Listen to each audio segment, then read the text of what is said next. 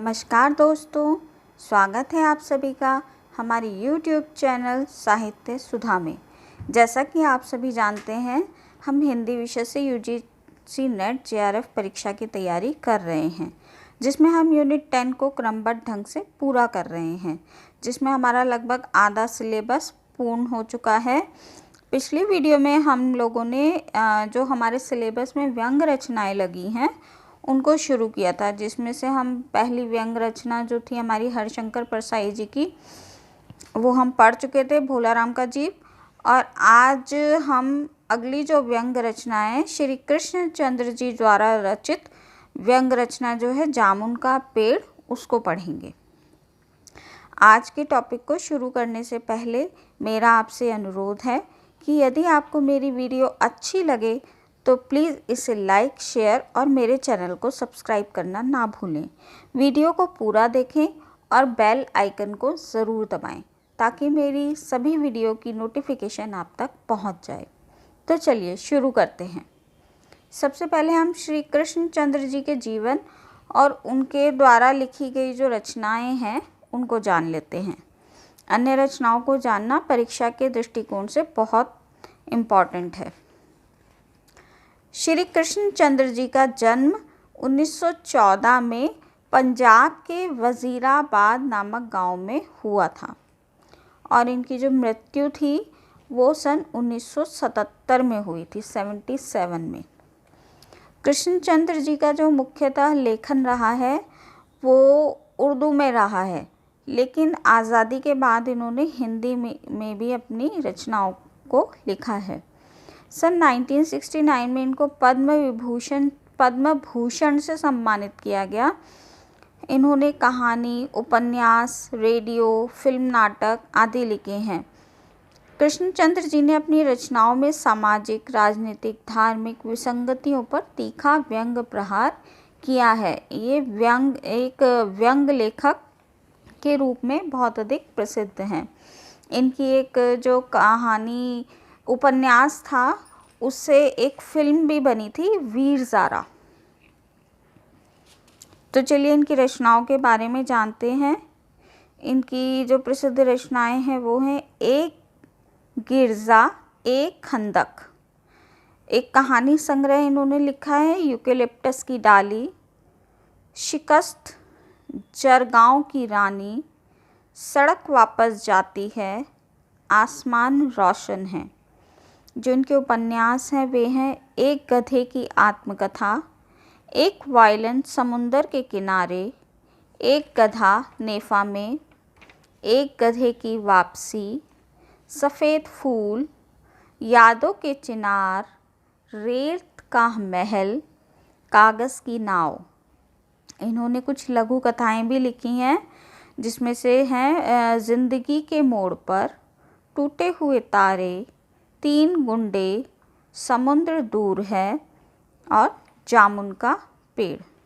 जामुन का पेड़ जो कि हमारे UGC नेट के सिलेबस में लगा हुआ है, वो इनकी एक तरह की लघु कथा है, जिसमें सरकारी विभागों की जो लाल फीता शाही का पर्दा इन्होंने अपनी इस व्यंग्यात्मक कहानी के रूप में फार्श किया है।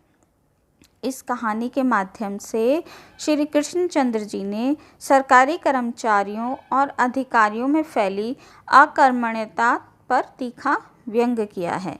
जैसे कि अभी जो हमने अभी हरिशंकर परसाई जी की जो रचना पढ़ी थी, भोलाराम का जीव, उसमें भी परसाई जी ने भी इसी तरह से व्यंग लेखन किया था। उन्होंने भी सरकारी कर्मचारियों पर ही तीखा व्यंग किया था।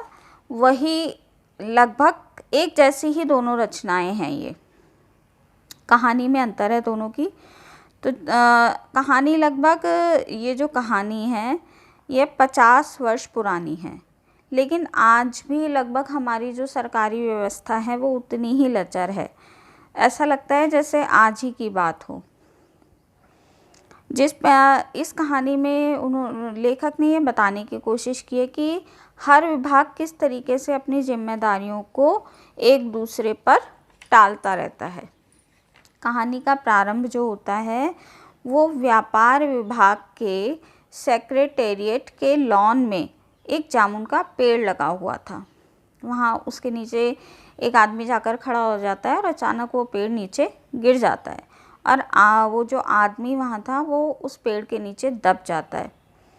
तब माली भागकर आता है और देखता है, वह चपरासी को बुलाता है क्योंकि बहुत बड़ा पेड़ था, कोई अकेला व्यक्ति उसको नहीं उठा सकता था। चपरासी क्लर्क को बोलता है, क्लर्क सुपरिटेंडेंट को बोलता है। इस प्रकार खबर जो है वो ऊपर तक जाती है, लेकिन कोई भी उस व्यक्ति को नहीं निकाल पाता है। पेड़ कृषि विभाग की संपत्ति बताया जाता है कि जो पेड़ पर अधिकार है वो कृषि विभाग का है। फाइल कृषि विभाग तक भी पहुंच जाती है। लोग इकट्ठा होकर जामुन के पेड़ को याद करते हैं कि बड़ा अच्छा पेड़ था, इतने फल देता था, इतने मीठे फल थे उसके, और उस जो जामुन का पेड़ है उसके फलों को बड़ा ही याद करते हैं। और उन्हें लोगों को ये दुख होता है कि ये पेड़ गिर गया, अब हमें जामुन कैसे मिलेंगे। लेकिन जो बेचारा वह आदमी था उसे निकालने का प्रयास कोई नहीं करता। क्यों? क्योंकि सब एक विभाग से दूसरे विभाग में फाइलें चक्कर काट रही होती हैं। हर विभाग एक दूसरे विभाग पर जिम्मेदारियां डालकर अपना पल्ला झाड़ रहा होता है। दबे दबे वो जो आदमी दबा हुआ था वो लेटे लेटे अपनी आखिरी सांसें गिनते हुए कुछ शब्द बोलता है। वे शब्द क्या थे वे आप सुनिए। हमने माना कि तागलुफ ना करोगे, लेकिन खाक हो जाएंगे हम तुमको खबर होने तक। पेड़ के नीचे जो व्यक्ति दबा हुआ था वो एक शायर था। अपनी इस दशा के लिए उसने ये लाइनें कहीं कि हम तो मर जाएंगे और तुम्हें तब तक खबर भी नहीं हो पाएगी। तो जब यह माली को ये लाइन सुनती हैं तो वह माली समझ जाता है कि पेड़ के नीचे जो व्यक्ति दबा हुआ है वह शायर है। तो अब वह व्यक्ति शायर है, इसलिए फाइल जो थी वो संस्कृति विभाग को पकड़ा दी जाती है और पेड़ को काटने से रोक लिया जाता है। और कहा जाता है कि यह पेड़ जो है पिटूनिया सरकार के प्रधानमंत्री द्वारा 10 साल पहले लगाया गया था। इसलिए यदि इस पेड़ को कटवा दिया जाएगा तो पिटूनिया सरकार से संबंध खराब हो जाएंगे कि उनके प्रधानमंत्री के द्वारा जो पेड़ लगाया गया था उसको कटवा दिया गया। प्रधानमंत्री तक ये तब इस देश के प्रधानमंत्री तक ये बात पहुंच जाती है और प्रधानमंत्री ये आदेश देते हैं कि पेड़ को काटकर उस आदमी को निकाला जाए।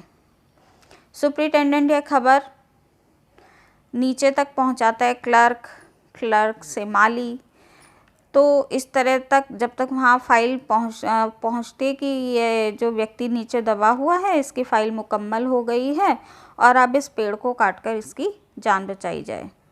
लेकिन किसी को क्या पता कि जब तक जो सरकारी विभागों से फ़ाइल मुकम्मल होकर आती है तब तक उस व्यक्ति की फ़ाइल मुकम्मल हो चुकी होती है, यानी कि वह मर चुका होता है।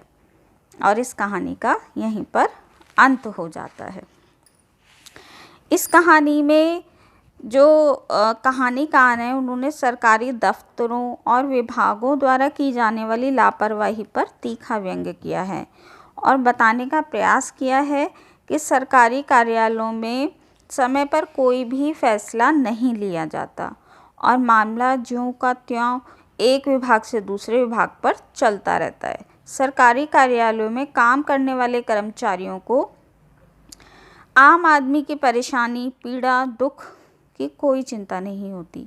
सरकारी दफ्तरों में किसी भी समस्या के निवारण समय पर और सरलता से नहीं होता है। कभी कभी तो निर्णय में इतना विलंब हो जाता है कि जो जिस व्यक्ति के लिए निर्णय लिया जा रहा है वह रहता ही नहीं है, यानी कि वह स्वर्ग सिधार जाता है।